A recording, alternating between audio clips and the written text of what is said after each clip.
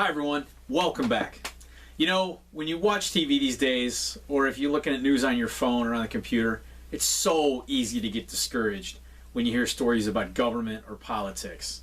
Everyone's always fighting, there's name calling, arguing back and forth, Republicans and Democrats, and it just makes you want to give up sometimes. If only we could go back and ask some of our founders for advice about what we should do and how we should operate as a country, then maybe we could get ourselves out of some of this mess. Well, we actually can do that. And even though we can't bring them back, we do have their words. And maybe their words could be a guide to us about how we really should operate as a country. And so that's what we're going to study today on Much Ado About History. We're going to look at George Washington's farewell address. Today we're going to take a look at what's called George Washington's farewell address. I mentioned earlier in an earlier video that when we approach a document such as this, a primary source, we want to use what I like to call the outside-in method, which means before we dive into the main text, we look at, the top, the bottom, the margins. We look for any kind of clues that can help us set a context for this. So we do have a title for this, George Washington's farewell address. We have a date that it was published, September 19th, 1796. And it was published, it appeared in a Philadelphia newspaper. So this is called George Washington's farewell address. It's important to note that this was never a speech. He never delivered this, as a speech, as a public address. It was literally kind of like an essay or an open letter to the public, and it was placed in the newspapers. It's important to note that by 1796, George Washington is coming toward the end of his second term as president, and he made it clear that he did not want to seek a third term. He was tired. He had been in the service of his country for decades and decades as a leader, as a military leader, as the general of the army, and as the president. And he wants to retire. He wants to go back to his home in Mount Vernon and retire. And so there are some important things to note here before we begin to actually read the text.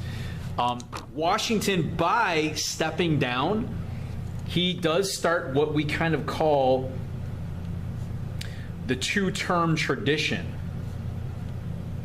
that many of the following presidents also adhered to because of what Washington had done.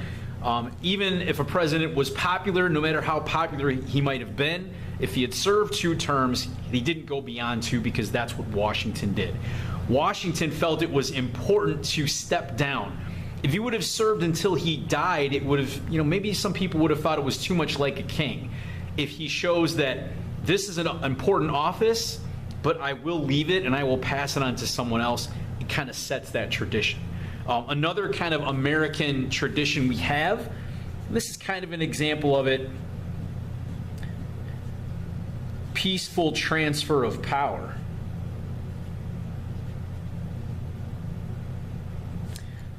In many of the European countries, especially back in those days, if a person's going to get out of office, they're either going to die or they have to be overthrown.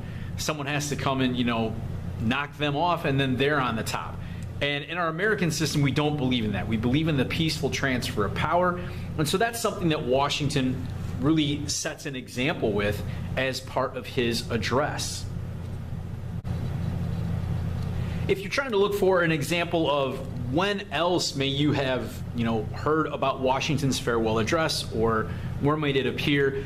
If you know the musical Hamilton, if you're a fan of that musical, one of the songs, the last ones that George Washington appears in, is One Last Time, and he asks Hamilton to sit down with him, and they write this together. And there is strong evidence that even though this is Washington's farewell address, that Hamilton did probably help him write it. Many of Hamilton's, some of his thoughts and ideas are in here, and so there is, strong speculation that Hamilton helped to write this. I want you to know that what we are going to look at today, this is not the full address.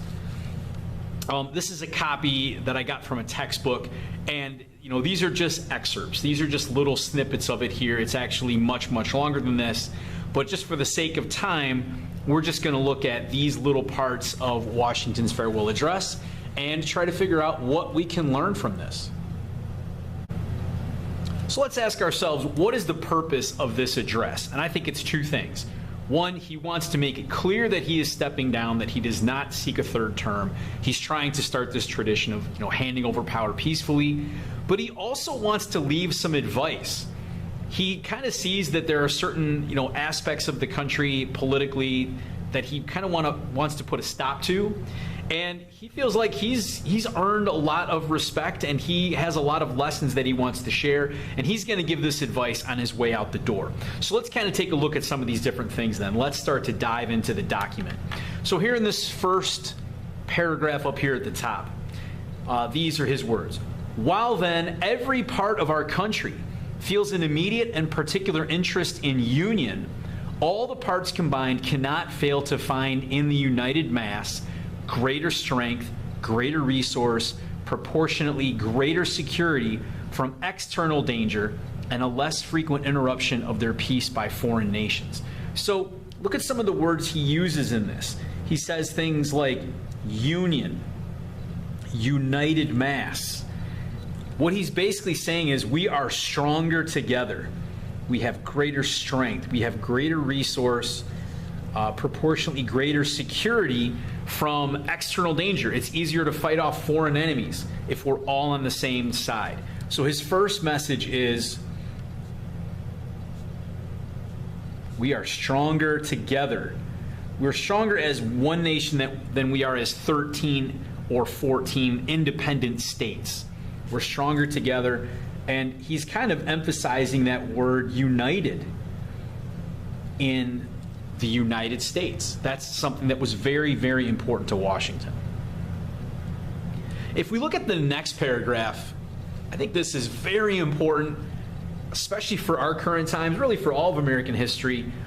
Washington really was a man without a party. He didn't need a party. He didn't really need to join a party because he was George Washington and just had such great fame and stature. He didn't need one, but he could see that parties were forming. And this is his opinion of parties. He says in the second paragraph, I have already intimated to you the danger of parties, meaning political parties in the state, with particular reference to the founding of them on geographical discriminations. Let me now take a more comprehensive view and warn you in the most solemn manner against the baneful effects of the spirit of party generally. Okay, so this is a warning against, let's not divide ourselves into political parties. It's just going to cause us infighting. It's going to cause us conflict with ourselves, with each other. He especially says, be very careful of founding them on geographical discriminations. What he means here is one of the worst things that you could have is if you had like a northern party and a southern party, or if you had like a non-slave state party versus a party that was, dominant of the slave states. He's kind of like saying, well, that might lead to a civil war, and he was eventually right. He also says, in a more comprehensive view, I warn you in a most solemn manner against the baneful, meaning harmful, effects of the spirit of party generally. He thinks that parties are just going to lead us to fight with ourselves, with each other. We're not going to be united. We're going to spend our time in bickering and things like that. So he says this is not the direction that the United States needs to go. Really, unfortunately, nobody listened to him accordingly, and we did divide into parties, and we're still divided very strongly along party lines. These next three shorter excerpts from the document are about three different topics, and again, topics that Washington wanted to have his say on and leave his advice about. The first one, because Washington knew that we were still a relatively new country and that the Constitution was still relatively untested, and so he says this: if in the opinion of the people, the distribution or modification of constitutional powers be in any particular wrong, let it be corrected by an amendment. So we've already learned about the separation of powers, and Washington is saying, let's rely on the people. Let's rely on the opinion of the people. If they think that we've made a mistake and maybe we haven't divided up the powers in the correct way, let's lean on the side of the people and let's go ahead and make those changes by amendments. And when he says this, when he says we're going to lean on the opinion of the people, he's talking about a term that we've learned already. He's kind of saying let's rely on popular sovereignty. This idea that people have the final say, that really the American people in our system, they're the ones that really have the power. So let's kind of lean on their side, and if they think that the Constitution is not operating the way it should, let's make corrections by amendment rather than like some sort of like a violent uprising or rebellion. Let's try to fix it internally in the system. The next part here, this is kind of a goal for the nation that Washington sets out. He says, promote then as an object of primary importance institutions for the general diffusion of knowledge.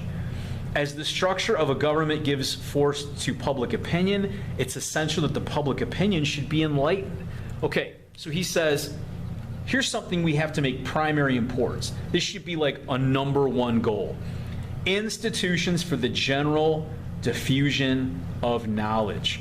Okay, what he's talking about here, schools, universities, colleges,